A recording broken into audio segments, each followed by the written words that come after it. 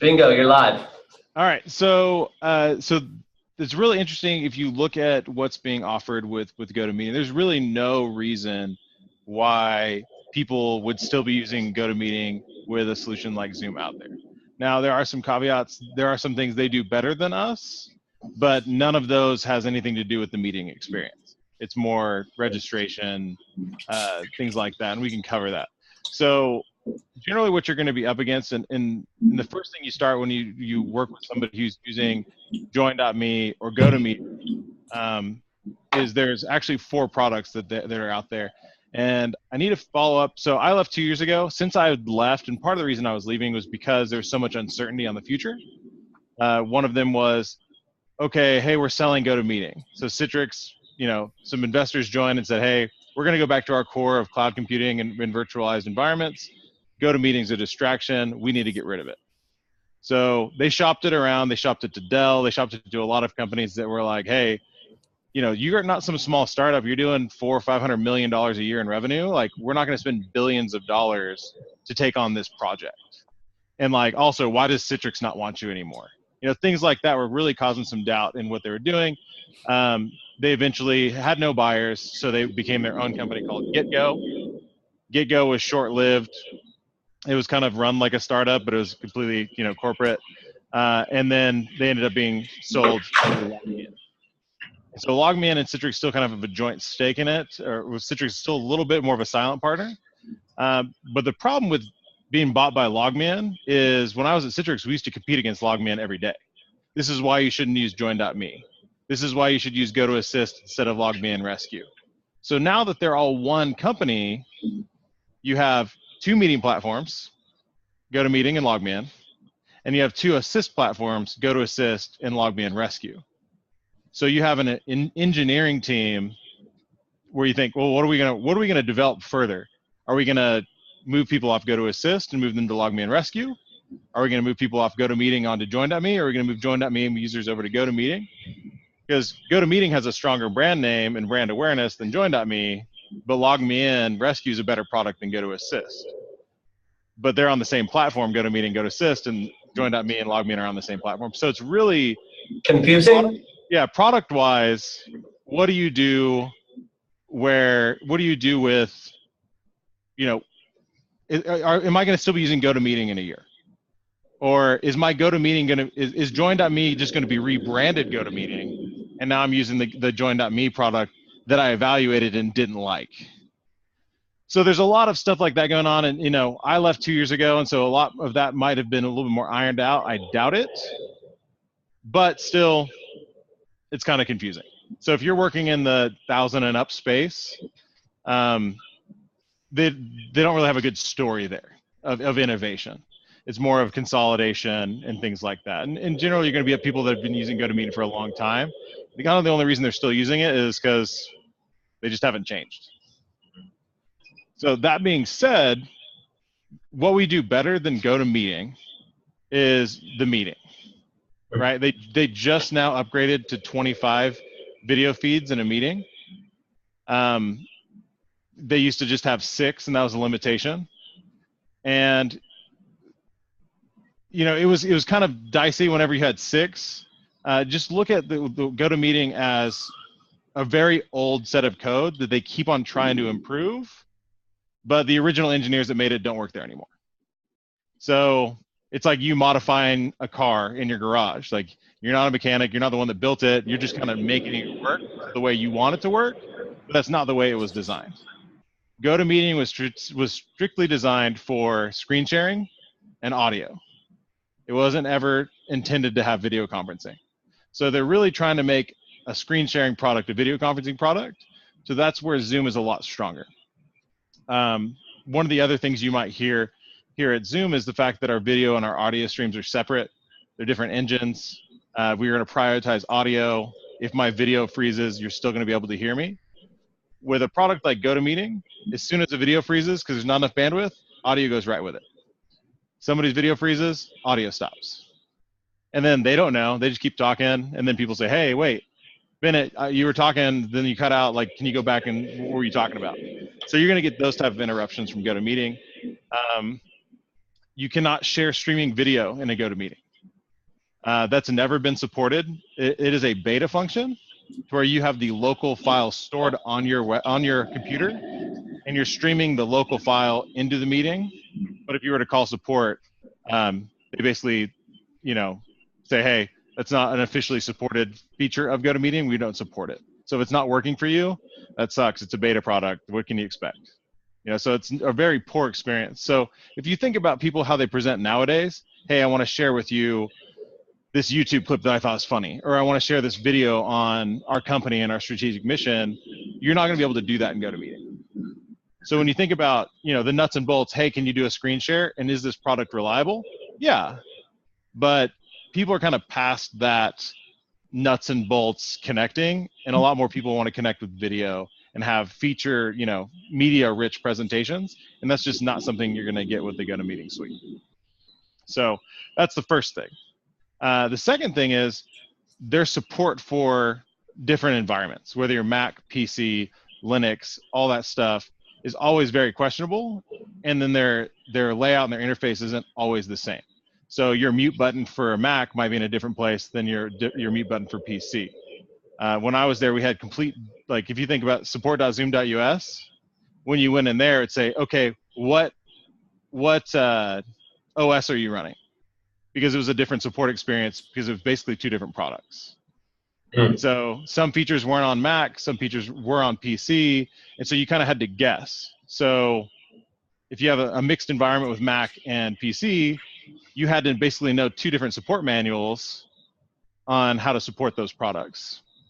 And so it was always, PC first, and then what they would tell us when we asked for requests for feature parity with Mac was not a lot of businesses use Mac, so we're not going to focus on that.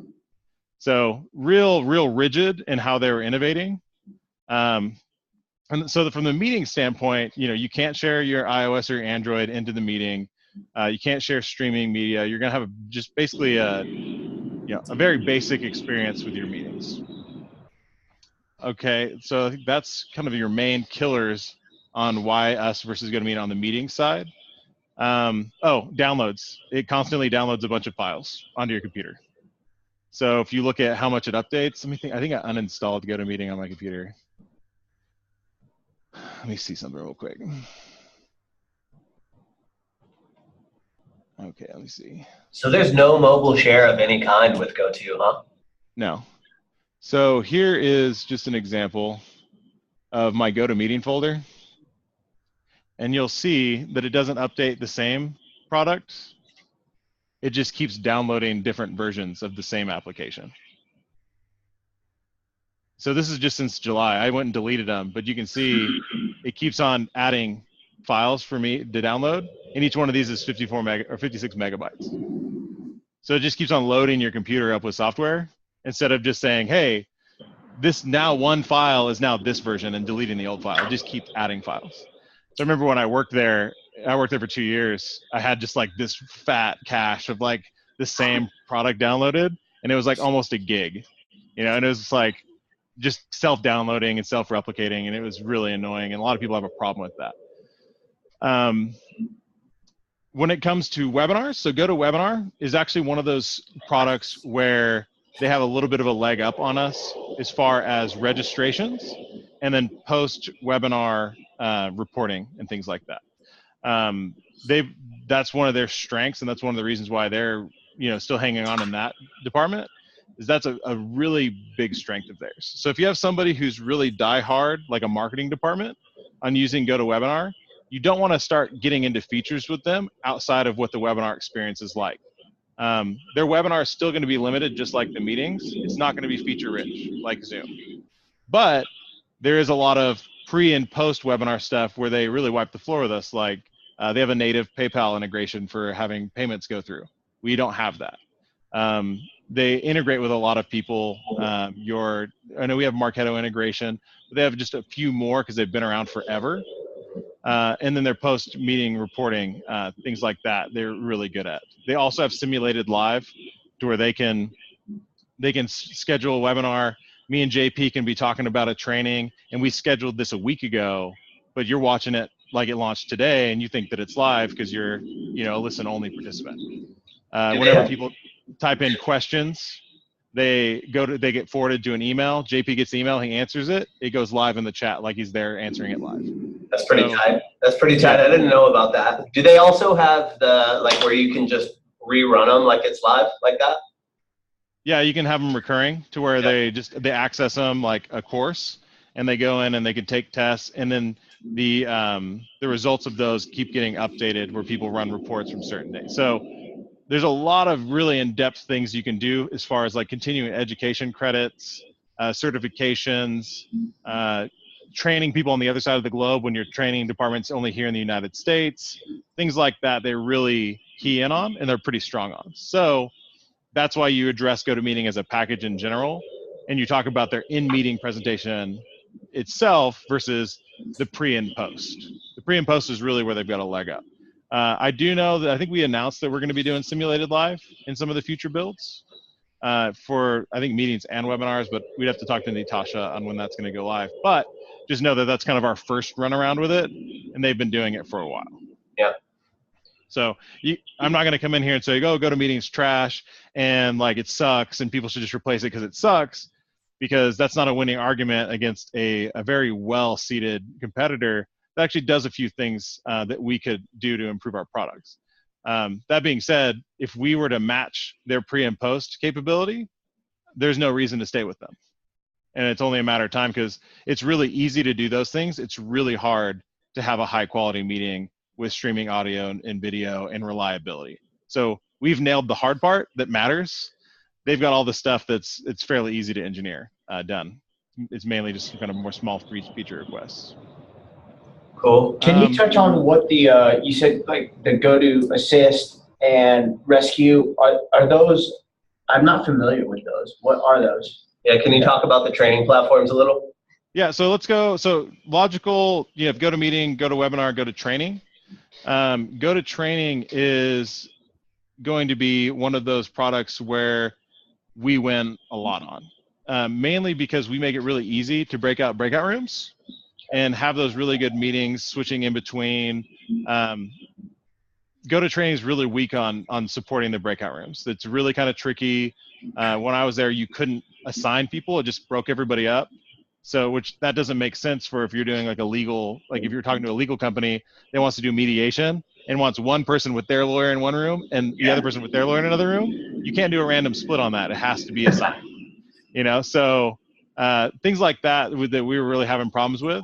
The other thing is it's really expensive. It's $100 plus a license depending on the capacity, and it's a separate product outside. So you have GoToMeeting and GoToTraining, and they're two separate line items. So you're paying for that functionality where it's free functionality on Zoom. That being said, the one thing that their training does do that ours doesn't do is they actually have a hold on. They actually have an online document repository to where if you have 5 or 6 trainers that all share pretty much the same documents, they can store those in the cloud, and those can be pulled down to anybody's meeting. So it doesn't have to be a local file that I have access to that I share. I can say, oh, hey, JP had a great presentation on this, and I can send that out inside the meeting. But also, if I wanted to send the invitation out and schedule this training, whenever the invitations go out, I can choose which attachments that are in that library that would be sent to every one of the participants that registers. So it's like, hey, you signed up for our course. Here's all the course documentation. Inside the live meeting and the live training, I can push those out as well. And then I can also follow up with our follow-up. You attended our training, here are the documentation. So there's like this online living cloud library of documents that can be integrated into the training. So as far as, disseminating documentation on what you're being trained on, they really do win on that one because they have a cloud repository for documents. That's pretty cool. But you're paying over $100 a license to have that feature. Okay. So I think the bottom line foundation between meeting, webinar, and training is that if the meeting itself is important, we win. Like the content and the meeting itself is important. All these other things can be sold around. Like, do you really need a document repository to pull down, or can you just attach files when you send the invitation out? You know, like, would you rather have a better meeting experience with more people on video that's reliable? Or would you rather have this really cool like online document repository where you have a bunch of PDFs that you would normally send with this attachments anyway? So once you get people to play around with it, they're going to realize, wow, this is a lot better than what we're doing right now. Go to assist, logman. So that's when you start getting into support. So, hey, I have a user that I need to reach out to, and I need to install something because they don't have admin credentials. They don't have user access controls to install a certain application, or other advanced features for logging into machines remotely and configuring them. So what Zoom does, and this is kind of where we branch, we focus more on chat. You know, we want to be like Slack, you know, that kind of real-time communication. Everybody's on the same page. Let's have video meetings and collaborate. We didn't really go down the GoToAssist road, because if you look at Support Center for WebEx, GoToAssist, and Logman, they go really in depth with being able to manage machines that people aren't at. Like, I can log into this server and I can reconfigure all the settings and I don't have to go there physically. Or on the light end, like we do, I can reset somebody's password for them. But we're very light in that. We don't ever go to compete against them on that. You basically just look at, hey, what are you trying to do with GoToAssist? And then they say, hey, you know, I just reset people's passwords every now and then. You know, that's in our realm of, you know, we can take care of that. Yeah. If they're like, hey, I've got an entire office or entire data center that I manage machines on where there's one person there and they're not there all the time, but I can remotely log in and manage all these machines, that's not us. We're talking to people, not talking to machines. Now, there is a point to where we can say, hey, you know what? We're going to go into that segment and we're going to learn and we're going to, you know, take on GoToAssist and Support Center and all this stuff. More than likely, that'll be a paid feature because people pay a lot of money for that. When I was at GoToAssist, we had something called GoToAssist Support Center that was $350 a license. And, you know, you could sell 10 of those and be sitting pretty on a deal. Cha-ching. Now, yeah, but GoToAssist itself, outside when GoToMeeting was $39, GoToAssist was $69 a license. You know, and it does a lot of stuff. You know, especially if you're getting into trying to replace it, you're gonna have a hard time going toe-to-toe with a dedicated support product because Zoom itself is a meetings product. It's not a support product. Got it. But I've got a lot of customers that use GoToAssist and also have Zoom, you know, site license. Yeah. Because they recognize, hey, GoToMeeting and GoToWebinar and GoToTraining don't do what Zoom does. You guys don't do what GoToAssist does. I'm keeping my GoToAssist and I'm moving everything else over to Zoom. That's fine. So it's one of those things where if somebody's like, hey, we're really hardcore on Skype for chat, it's like, all right, leave Skype for chat. Use us for everything else.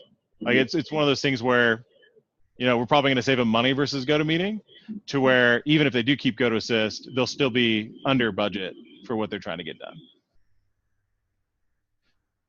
So GoToMeeting, GoToWebinar, GoToTraining, GoToAssist. I mean, we just, as an experience and as a product, just wipe the floor with them. Cool. What about, I have a couple of questions. Sure. How about GoToMeeting and VoIP versus PSTN dial-in?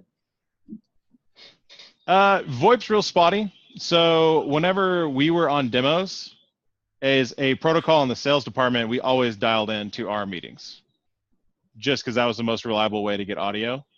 VoIP was hit and miss. And so we never relied upon VoIP for our meetings. Okay. If you think about a lot of people shy away from VoIP because historically that's the least reliable, lowest quality option they've had with their previous provider. And that's true with GoToMeeting. And that's true with pretty much everybody else, right? It's kind of a training thing. When people start using Zoom, it's like, hey, by the way, you don't have to dial in anymore. Like you've been dialing into your online meetings for years because you've had to, and now you don't have to, right? All of us are using VoIP right now, and that's new to people. So that's a small hurdle to jump over, but it's a pleasant hurdle, right? Right. When they finally get that. What is Open Voice? So Open Voice is the same as just toll-free audio conferencing. So Open Voice is very similar to what we do, right? So we're not we're not running any lines across the United States. We're not a telco. We're not hosting our own audio lines for toll-free. And it's the same with Open Voice. They do desktop and mobile collaboration. They license their 800 numbers from people like we do. And so they don't have as low margins, just like we do. Like we can't go to a fraction of a penny because we have people we pay audio to pay, and so we have a profit margin. We've got things we've got to work around. It's the same with them. So you're never going to get into a pricing competition with Open Voice to where they're actually smearing you on the rate. The rates are going to be fairly the same, and I would say there's probably not a huge difference in the quality, because once again, neither of us really control who we're getting those lines from, unless they've negotiated some crazy deal with like AT&T and other tier 1 providers for reliability, which if you look at any network of audio providers, it's going to be a mishmash of tier 1 through 3 providers. And then you can kind of just guarantee some of your larger customers that they're going to be getting more tier 1 than not. But that's something you have to talk to like Bill about. Okay. As far as an interface though, our web interface is really slick as far as calling out to people, things like that. Being able to have on-screen controls if you decide to join that way versus just using PSTN controls for recording and muting people. A lot of people that switch really like how sleek that menu is, being able to see callers and stuff like that. And is Open Voice something that's owned by GoTo, or are they partners? How does that work? It's the same as our toll-free audio. It's just they labeled it Open Voice as a product. So it's through GoTo. Yeah. Yeah. Perfect. Yeah. So it's not like a WebEx intercall relationship. Open Voice is GoToMeeting. Okay, got it. And then what about IM? Is there a chat client? No. Nothing. No chat client. No nothing. It's Citrix. We use Skype for IM. Okay. So then they recently, because of Zoom rooms and things like that, they released GoTo Conference. What you need to know about GoTo Conference is running a GoToMeeting license on a computer in a room.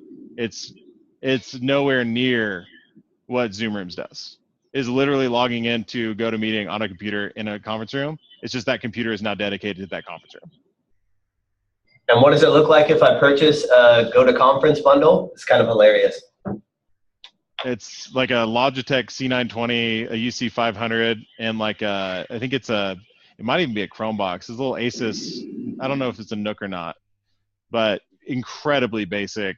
They only advertise it for rooms up to 10 people. So it's not something that can work with a Mac, not just PC, or expand it to different types of mics and speakers, plug it into a digital DSP. It is none of that. Yeah. So it literally is how people used to do it, where they have a dedicated laptop in a room and somebody goes and logs into their GoToMeeting license and joins the meeting from that room. That's, you control everything from a wireless mouse and keyboard. It is identical to just taking your computer in a room and plugging it into the monitor. Perfect. And I think that's a competitor to Zoom Rooms. Not really. And then on top of that, they brought in their Room Connect, or I can't remember what they call it, but they're trying to be like our CRC. And that was a big miss for the enterprise team over there for a long time, because everybody wanted to integrate their legacy conference room systems into their GoToMeetings, but it was something that wasn't available. Now they do have it out, but it is limited in availability. Where ours is, if any standard H323 or SIP device can dial into this string, theirs is limited to H323 and only certain devices, right? So it's not like, hey, if you dial this from your Polycom, you're going to get in. It's like, well, if you dial this and it's this protocol and you have this type of device, then you'll get in. And what is that product called? What is it? Go to Room System or something? What is it called? It's called these are meeting room connector. Let me see. Go to so So the GoTo conference and the H323 adapter are they've come out in the last year. So obviously I didn't work there. So it's called, let's see. Oh, go to meeting in-room link. So let's see. I'm trying to see if there's any. Yeah, so if you have any customers who are trying to SIP dial into any of these rooms, it doesn't work. Okay. So it's only on limited devices that are H.323 only. Correct. Got it. And so it looks like they're $59 a month for a actually it comes included in the GoToMeeting Plus license, which is a 100 attendee license that allows H323. So $59 a license. So, and like then we'd have to like dig in a little bit more on whether it's assigned or concurrent or what's going on with that as far as licensing. But I think one thing you can kind of talk to people about is in the differences in Zoom is how we innovate. And a lot of this stuff is reactionary towards what we've done. You know, hey, you're a longtime GoToMeeting customer. You know, have you ever been frustrated with the lack of being able to share videos inside of your GoToMeetings? Or have you ever wanted to, you know, have somebody join from their Android phone and share their screen? Or things like that. Or, you know, what's come out new from GoToMeeting in the last 10 years? You know, and they'll just say, nothing. It's pretty plain Jane. Yeah. So whenever you get a hold of those people, one thing you can do is you can promise them that they're going to get a better meeting experience with Zoom. And not only that, they're also going to be saving a bundle. So that not only going to have a better meeting experience, but it's also a lot cheaper. Especially when you're in the enterprise, and we start talking about enterprise bundling, they do that at Citrix, but we do that here and we do it better. If you look at just kind of billing models, our active host is trued up annually based on the last 3 months of usage. GoToMeeting trues up monthly. So imagine trying to budget when you don't know what your bill is going to be month to month. Yeah. And so like if, you know, Thomas gets a wild hair and he joins a GoToMeeting that month, he counts as a user. So we had some people that would sign up for an active host and they'd say, hey, I only want to pay for 500. They'd have 1,500 people log in and they get a bill for 1,500. So they used 3 months of their budget in 1 month because their users spiked. And then it resets the next month. And if they do 600, it sends them a bill for 600. And so that's their active host bundling. And it makes their pricing model really, really a variable price versus a fixed price that they would get with Zoom. So me personally, I've never lost a deal to GoToMeeting. Ever, since I joined. And I don't know if that's because I'm from there and I can just drive a really convincing argument, but I would have to say that it's probably because they gave it a shot. They saw how good Zoom was. They saw how much they were paying for GoToMeeting, and their users basically told them they had to switch. Okay. Did you plan on being with us for 30 minutes? And I can take some questions. Okay.